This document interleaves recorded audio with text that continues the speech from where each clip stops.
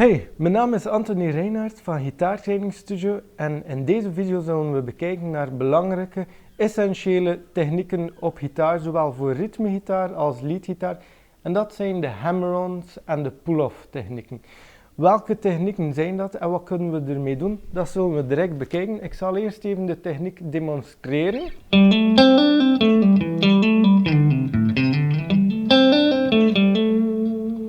Eigenlijk worden deze technieken gegroepeerd onder de noemer legato. Legato gitaarspel wil zeggen dat we zeer vloeiend spelen, want de term legato wil eigenlijk zeggen vloeiend.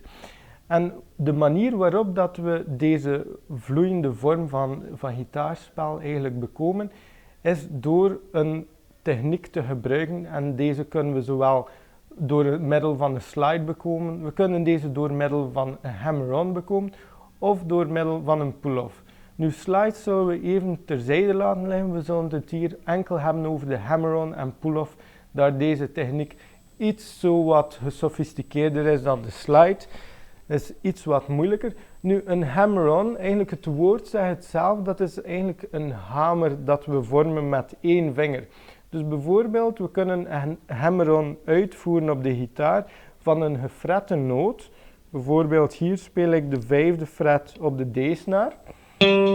En dan speel ik die noot gewoon met mijn plektrum, raak ik die snaar hier aan en hier fret ik hem op de 5e fret. Ik druk hem in hier.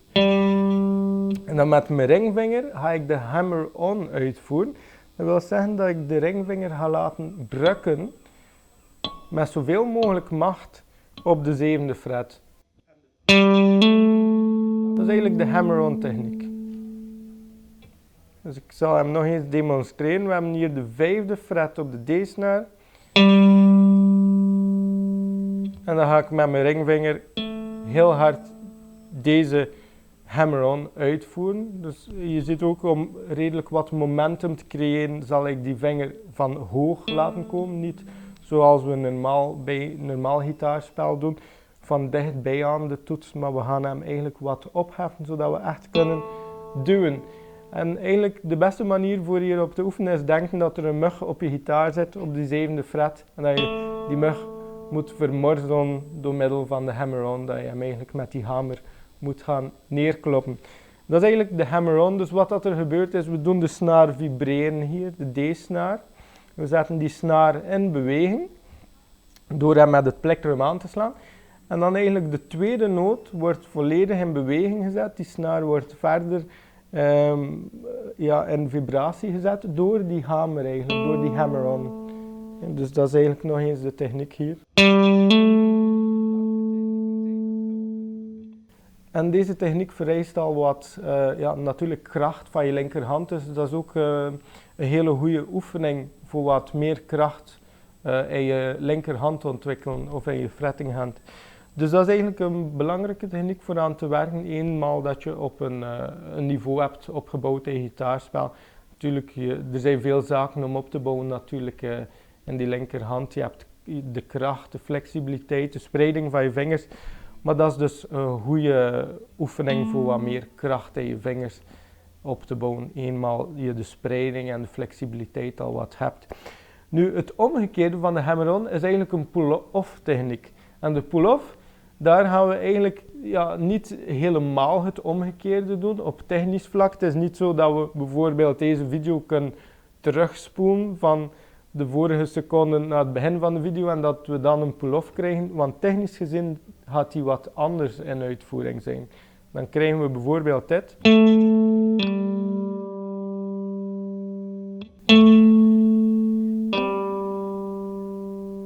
Op muzikaal vlak is het eigenlijk wel puur het omgekeerde dat gebeurt en daar ligt vaak de verwarring natuurlijk, want wat wil men gaan doen? Men denkt een pull-off is het omgekeerde van de hammer-on en op technisch vlak gaat men ook gewoon die hamer terug gaan opheffen. Dus bijvoorbeeld nu zit ik op de D-snaar 7e fret.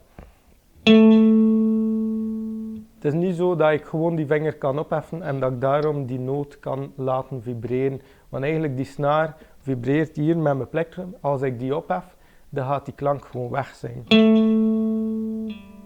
Ziet? Eigenlijk is het altijd de bedoeling, als we met legato spelen, als we een hammer-on of pull-off gebruiken, dat iedere noot in feite zo luid klinkt alsof dat we een plectrumtechniek gebruiken.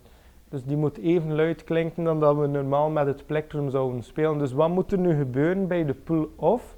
Gaan we eigenlijk ervoor zorgen dat we die snaar toch genoeg in beweging zetten, zodat die 5e fret even luid klinkt als de 7e fret dat ik met het plektrum speel.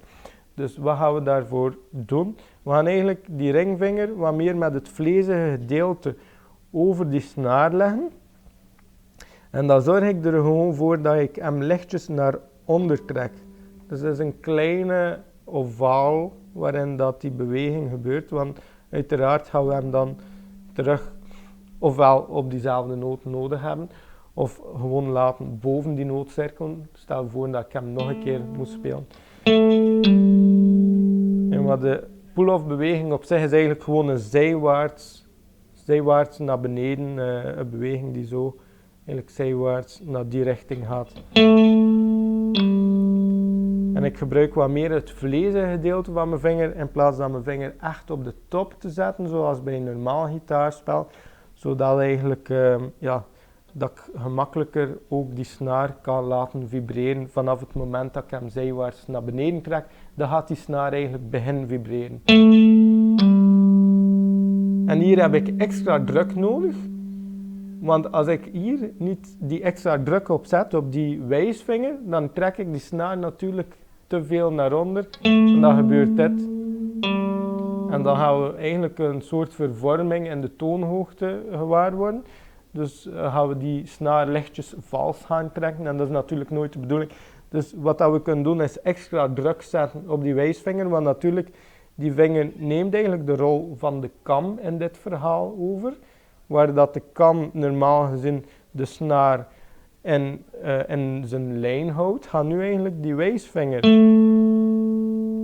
er hiervoor zorgen dat die snaar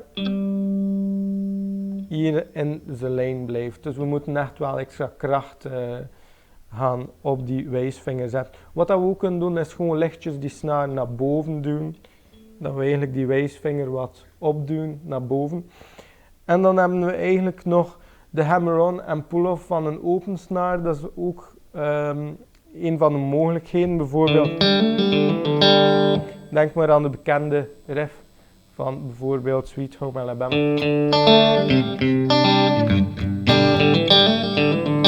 Dat is eigenlijk bijvoorbeeld allemaal gespeeld ook met hammer-ons en pull-offs, dat tussenriffje, tussenmelodie.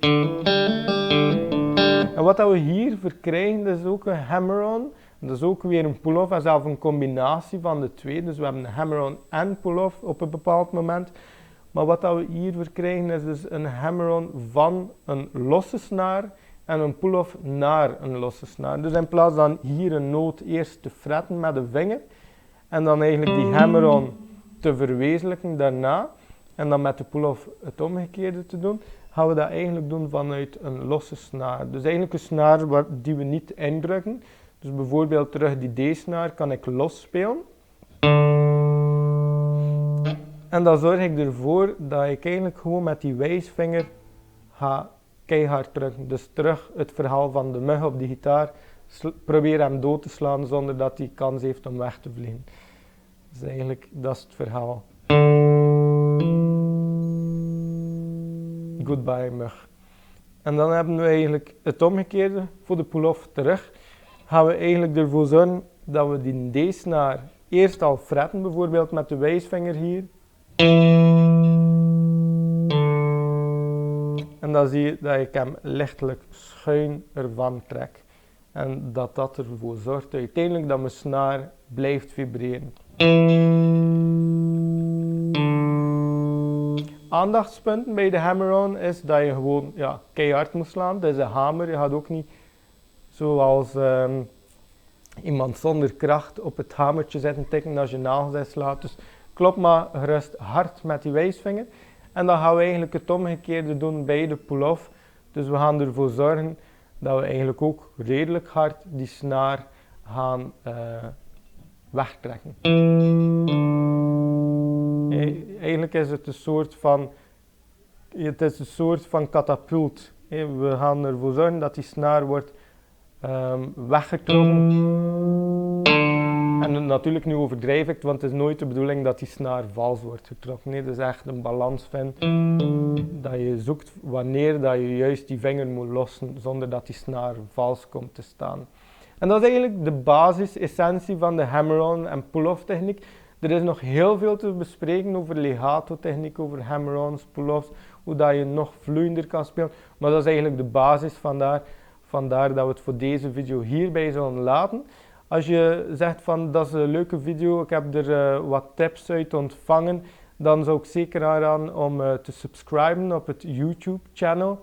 Er komen nog veel video's zoals deze aan en het is sowieso een bron van info voor eigenlijk gitaartips te gaan ontvangen. En daarnaast is het ook een goed idee voor eigenlijk al die informatie te herlezen in tablatuur en bijvoorbeeld op papier of op je scherm. En eigenlijk al deze zaken zoals de hammer-on, pull-off techniek en veel andere technieken kan je eigenlijk downloaden op mijn website gitaarles.be en het bluesgitaar e-book. Dus ik zou zeker aanraden als je verder wilt die zaken bestuderen en bekijken op papier en op je scherm voor het bluesgitaar e-book te downloaden op www.gitaarles.be. Tot in de volgende video.